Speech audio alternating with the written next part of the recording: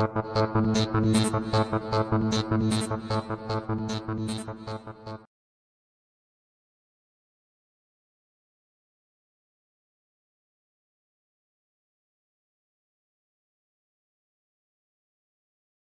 I come as a political outsider, but a community insider, someone who has brought everything that I am to this community. My wife and children, 30 years ago when we came, my sons were 3, 6, and 8.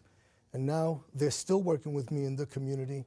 When 9/11 happened, I was the first clergyman there, and I worked to open the city gates there to bring the clergy into the community because those are our people that were hurting. When Sandy happened, we were able to pull together what was needed. So I'm a leader that will show up. I will be there. I want you to know that I'm there to serve, and I have compassion and faith, and that's what will keep me going for you.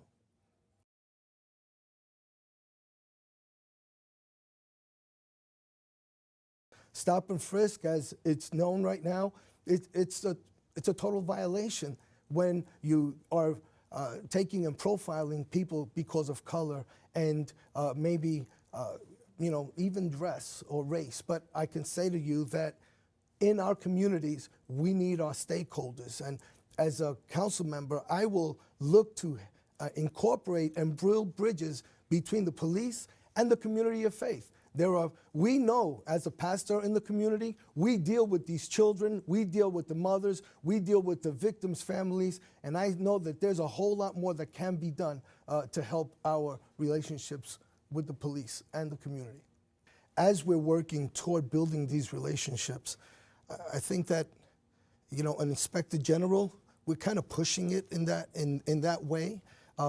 We're bringing more governance and more oversight is not necessarily what needs to be done. What we need to do is get our folks and the police department to follow the law and do what they're supposed to do. And I think that can happen and allow the police as well to be involved in making things right within themselves.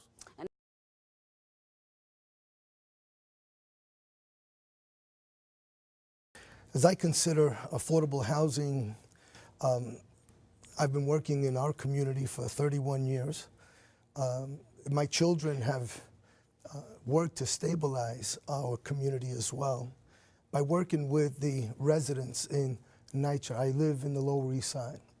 We have seen affordable housing squeezed out of the community. When I came into the city in 1982, there were plenty of buildings, and somehow, over time, this has been squeezed out by development, which has been steamrolling over the city. Now, I think we have to begin to start marking off some of these areas and take some of this development out of there, not allow it to continue irresponsibly. We need to incorporate both the needs of the existing community and those who are going to be moving in.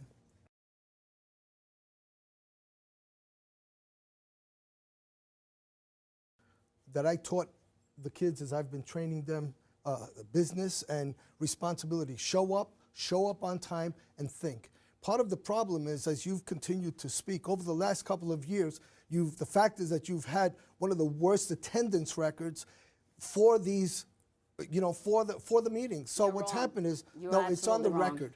And the thing is that there's all of this stuff that's been happening in our communities, including NYCHA, has happened because it's on your watch and you haven't been paying attention. All of a sudden, out of nowhere, we have money for cameras, we have money for, we're doing all these things, but you had 7 years so far. Your time is up, Mr. Del Rio. And let me tell you, my attendance record, it's a matter of public record. There was 1 year, last year, 2012, where I might have dipped right under into the high 70s, and that was because my mother was hospitalized, and I had to travel to Puerto Rico and stay there for 2 weeks, and then I had to travel every month.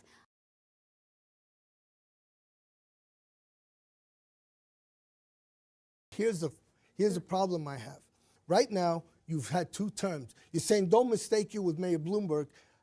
You have been a great advocate, right, in some of the things that you care about. But the fact is that you're running a 3rd term because you actually overturned democracy. You were part of a whole system that decided, let's deal ourselves another term. And here you are. I am running for a third term based on a voter referendum. My position is we should not have term limits for the legislators. We should have it for the executive.